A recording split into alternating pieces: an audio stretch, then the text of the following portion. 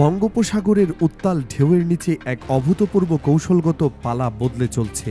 বাংলাদেশ নৌবাহিনী তার দক্ষিণ কমান্ড থেকে এক অভূতপূর্ব পদক্ষেপের পরিকল্পনা করছে, যার আর্থিক মূল্য ছুঁয়ে গেছে প্রায় $2 বিলিয়ন। গোপনীয়তায় ঘেরা টোপে চলা এই আলোচনার কেন্দ্রে রয়েছে চীনের তৈরি দুটি অত্যাধুনিক ইমপ্রুভ জ্যাং ক্লাস ফ্রিগেট যুদ্ধজাহাজ অর্জনের প্রস্তাব। এই দুটি শুধু যুদ্ধজাহাজ কেনার বিষয় নয়, এর সাথে জড়িয়ে আছে এক বিস্তৃত কৌশলগত অংশীদারত্ব, যার নাম দেওয়া হয়েছে Comprehensive Strategic Partnership South Korea, including defense operation, side economic and political engagement, nowing discussion in maritime security cooperation. অসডিটলি এই দীর্ঘ এবং জটিল নামের পেছনে লুকিয়ে আছে এক ভয়ঙ্কর শত্রু। বাংলাদেশ আর কেবল ছোট বিশেষ দেশের মিত্র হয়ে চলবে না, বরং সে একটি আঞ্চলিক শক্তি হিসেবে নিজের অবস্থান মজবুত করতে চায়। এই চুক্তি শুধু দুটি ফ্রিগেট জাহাজের কথা হলেও তার তাৎপর্য প্রভাব বিস্তৃত হয়। জার্মানির বিখ্যাত টাইপ 209 ডিজেল ইলেকট্রনিক আক্রমণকারী সাবমেরিন একটি বিশেষ সংস্করণ। যদিও এই শ্রেণীর প্রথম দুটি জাহাজ জার্মানিতে তৈরি হয়েছিল, পরবর্তীতে Khulna shipyard and marine engineering লাইসেন্সের অধীনে এই জাহাজগুলো নির্মাণের দায়িত্ব পায়। এটি বাংলাদেশের প্রযুক্তিগত ও শিল্প ক্ষমতার এক বিশাল উন্নতির প্রমাণ, যা দেশকে স্বনির্ভরশীল প্রতিরক্ষা ব্যবস্থায় এক ধাপ এগিয়ে নিয়ে গেছে। জার্মানির টাইপ 209 এর ওপর নির্ভর করে নির্মিত এই সাবমেরিনগুলো দক্ষিণ কোরিয়ার সহায়তায় এক অত্যাধুনিক ব্যাটল ম্যানেজমেন্ট সিস্টেমে সজ্জিত, যা এদের যুদ্ধ ক্ষমতা বহুগুণে বাড়িয়ে দিয়েছে।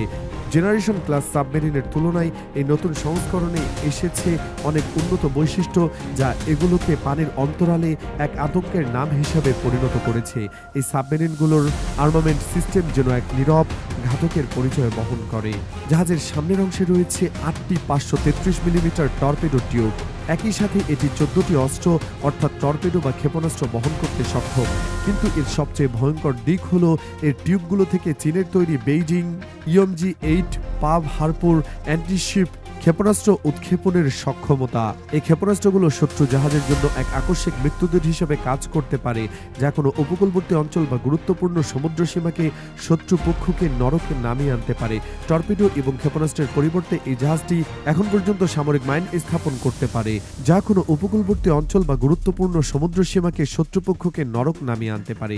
একজন উচ্চপদস্থ নৌসেনা কর্মকর্তার ভাষ্যমতে, আমাদের এখন মাত্র 2টি সাবমেরিন আছে, আমাদের আরও কিছু সাবমেরিন যুক্ত করার দরকার।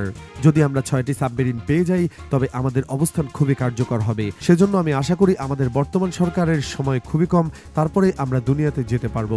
এই মন্তব্য থেকে বোঝা যায় বাংলাদেশ কেবল একটি অপ্রতিরোধ্য নৌ সক্ষমতার অধিকারী হবে না, বরং একটি সম্পূর্ণ আধুনিক নৌবাহিনী গড়ে তোলার স্বপ্ন দেখছে, যার কেন্দ্র থাকবে শক্তিশালী সাবমেরিন বহর। এই $2 বিলিয়ন চুক্তি শুধু একটি অস্ত্র ব্যয়ের খেলা নয়, এটি একটি বিস্তৃত কৌশলগত প্রতিরক্ষা ব্যবস্থায় নিজের অবস্থান মজবুত করার দৃঢ় ঘোষণা। এই প্রসারণবাদী নৌ ক্ষমতা বৃদ্ধির নেই যে, বরং একটি স্বতন্ত্র রাষ্ট্র হিসেবে নিজের অস্তিত্ব রক্ষা করার দৃঢ় ঘোষণা। এই চুক্তি বাস্তবিকভাবে বাংলাদেশকে ভারসাম্যের খেলার মাঠে এক নতুন খেলোয়াড় হিসেবে পরিণত করেছে। এটি কেবল প্রতিরক্ষামূলক ভারসাম্য রক্ষা করার চেষ্টা নয়, বরং একটি স্বতন্ত্র পররাষ্ট্র হিসেবে নিজের সার্বভৌমত্ব নিশ্চিত করার দৃঢ় ঘোষণা। এই নৌবাহিনী গড়ে তোলার পেছনে রয়েছে এক বড় উদ্দেশ্য: ভারতীয় এশিয়া মহাসাগরে নিজের অবস্থান মজবুত করা এবং আন্তর্জাতিক রাজনীতির মঞ্চে নিজের কণ্ঠতা আরও সুদৃঢ় করা। বিশ্লেষকদের মতে, বাংলাদেশের এই পদক্ষেপ চীনের এক বৃহত্তর কৌশলগত পরিকল্পনারই অংশ। চীন বাংলাদেশকে তার belt and road initiative BRI প্রকল্পের একটি গুরুত্বপূর্ণ অংশ হিসেবে দেখতে চায়। বাংলাদেশের বিশাল খনিজ সম্পদ উত্তোলনে চীনা কোম্পানিগুলোর বিশাল এই বিনিয়োগ এই অঞ্চলের স্থিতিশীলতা আরও বাড়িয়েছে। ফলে বাংলাদেশের নৌবাহিনীকে আধুনিক ও শক্তিশালী করে তোলা চীনের এক দীর্ঘমেয়াদী প্রকল্পেরই অংশ। এই প্রেক্ষাপটে বাংলাদেশের নৌবাহিনীর উন্নতি কেবল ভারতের জন্য এক বড় চ্যালেঞ্জ হিসেবে পরিণত হবে বলেই মনে করছেন আন্তর্জাতিক কৌশলবিদরা। পেন্টাগন ও আন্তর্জাতিক গোয়েন্দা সংস্থার রিপোর্ট অনুযায়ী এই নৌবাহিনী গড়ে তোলার পেছনে রয়েছে পেন্টাগনের একটি বিশেষ কৌশলগত পরিকল্পনা, যাকে তারা রিং অফ ফায়ার বা আগুনের বলয় হিসেবে অভিহিত করছে। এই পরিকল্পনার অধীনে চীন ভারতকে সরাসরি আক্রমণ না করে তার চারপাশে অবস্থিত প্রক্সি বা মিত্র শক্তিগুলোকে শক্তিশালী করে তাদের মাধ্যমে ভারতকে চতুর্দিক ঘিরে ফেলা এবং রুদ্ধশ্বাস করে রাখা, যা মিত্র শক্তিগুলোকে নিজেদের নিয়ন্ত্রণ বর্তায় বাধ্য করবে। বাংলাদেশের এই পরিকল্পনার একটি গুরুত্বপূর্ণ অংশ হিসেবে পরিণত করা হয়েছে। সুতরাং বাংলাদেশের এই নৌবাহিনীর গড়ে তোলার প্রতিবাদ ভারতের উদ্বেগ বাড়ছে। ভারত বঙ্গোপসাগরে তার আধিপত্য হুমকিকে এই উন্নয়নের একটি বড় চ্যালেঞ্জ হিসেবে দেখছে। বিশেষ করে বলা হচ্ছে বাংলাদেশের নতুন নৌবাহিনী শক্তি ভারতের সামুদ্রিক নিরাপত্তার জন্য এক বড় হুমকি সৃষ্টি করে তুলতে পারে। এমনকি ভারতের বিখ্যাত আয়রন ডোম প্রতিরক্ষা ব্যবস্থাও যদি অত্যন্ত উন্নত, তবে এই সাবমেরিনগুলোর সম্মিলিত আক্রমণ তার জন্য এক বড় চ্যালেঞ্জ হবে বলে মনে করছেন প্রতিরক্ষা বিশ্লেষকরা। সব মিলিয়ে বাংলাদেশের এই পদক্ষেপ এক নতুন যুগের সংকেত নির্দেশ করছে। এটি শুধু সামরিক ক্ষমতার বৃদ্ধি নয়, এটি বাংলাদেশের অর্থনীতি ও জাতীয় নিরাপত্তার জন্য এক দীর্ঘমেয়াদী প্রতিশ্রম স্থাপন করারও অংশ। $2 বিলিয়ন চুক্তি শুধু একটি বার্তা নয়, এটি বাংলাদেশের জন্য নতুন দিগন্তের সংকেত, যেখানে দেশটি তার অস্তিত্ব এবং সার্বভৌমত্ব নিশ্চিত করার জন্য আরও সচেষ্ট ও দৃঢ় পদক্ষেপ নিতে চলেছে।